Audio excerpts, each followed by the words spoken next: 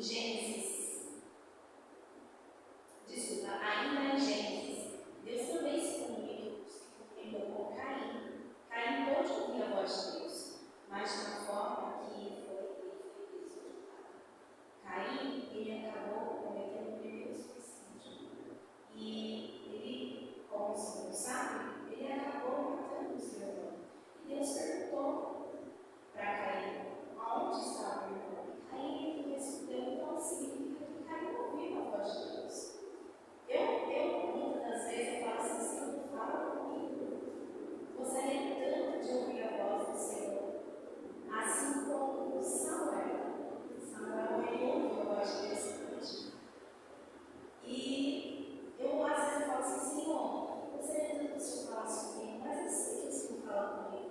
Não assim ouvindo a voz dele, mas ele usa pessoas para falar comigo. Ele usa a palavra dele para falar comigo. Ele usa os meus filhos, o meu esposo para falar comigo. Ele usa as crianças lá no colégio hoje para falar comigo. Então, Deus, nessa noite, está falando com vocês. Amém? Vemos aqui também, ó. Depois que Deus se comunicou com Caim, ele falou, aqui eu fiz um estudo, que Enoque andava com Deus. Provavelmente, Enoque, frente diálogo com Deus, ele poderia ouvir a voz do Senhor. E depois de Enoque, veio Noé. Deus falou com Noé. Deus pediu, recomendou para Noé que ele construísse uma arca. Deus deu as instruções para que a arca fosse construída. E Deus falou que por conta da iniquidade do seu povo ali, ele não achava nenhum, no caso só, Noé e sua família. Ele iria destruir a terra deles, porque estava chegando muito mal. Então, Noé teve também o privilégio de ouvir a voz de Deus. Também temos aqui, depois de Noé, Abraão. Deus falou com Abraão muitas vezes, Deus o chamou e pediu para Abraão sair do meio da parentela. Porque Deus fez esse pedido a Abraão, porque sabia que Abraão era um homem separado, era um homem diferente. E se ele continuasse ali com seus familiares, com a sua parentela, ele iria se corromper. Então Deus fez um chamado a Abraão e Abraão prontamente aceitou esse chamado. Então Deus falou com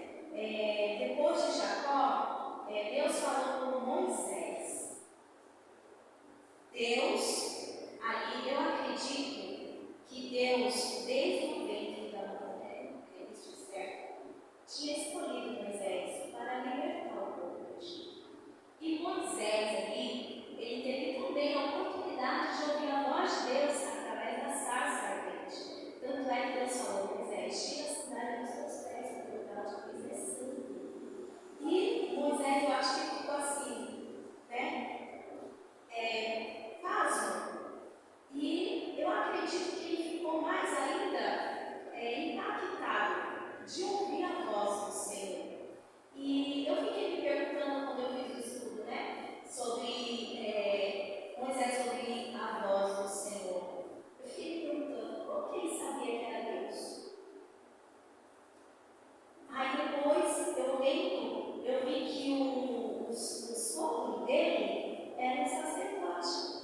Então, o tempo que Moisés passou ali como sogro, eu acredito que, além dele ter conhecido Deus através da minha como criança, ele também ali teve um tempo como sogro para conhecer Deus. Aí eu achei incrível isso, que eu não sabia essa parte da Bíblia.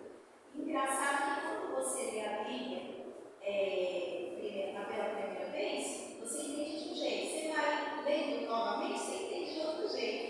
E aí pensa que engraçado, não tinha percebido isso. Né?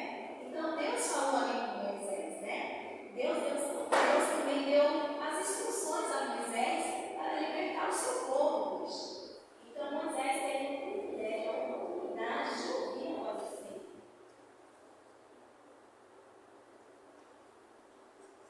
Deus falou também com Josué. Após a morte de Moisés, Josué foi o seu sucessor. Né? Então Deus também falou com Josué. Ele teve também, se eu não me engano, 2 vezes Deus falou com ele.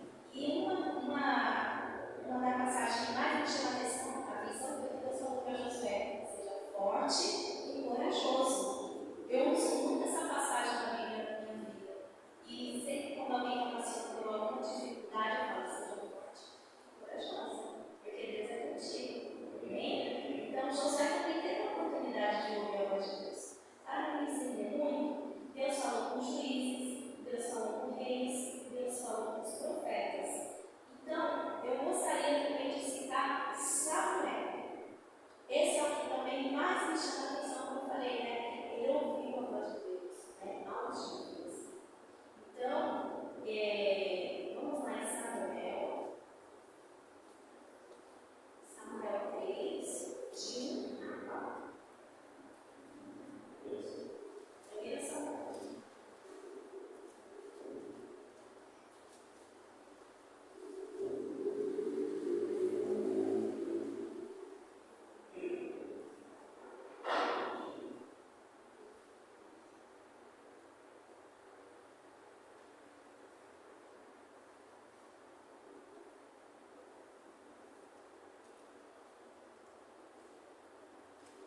Primeira Samuel 3, de 1 a 4. O menino Samuel serviu-se diante de Eli. Naqueles dias, a palavra do Senhor era muito rara. As visões não eram frequentes. Certo dia, o sacerdote Eli, cujos olhos já começavam a escurecer-se, a ponto de não poder ver, estava deitado no lugar de costume. Também Samuel estava deitado no templo do Senhor, onde estava a arca da aliança. Antes que a lâmpada de Deus se apagasse, o Senhor chamou o menino: Samuel, Samuel. Este respondeu: eis-me aqui. Então correu para onde estava Eli e disse: eis-me aqui, pois você me chama. Só até aqui, bem?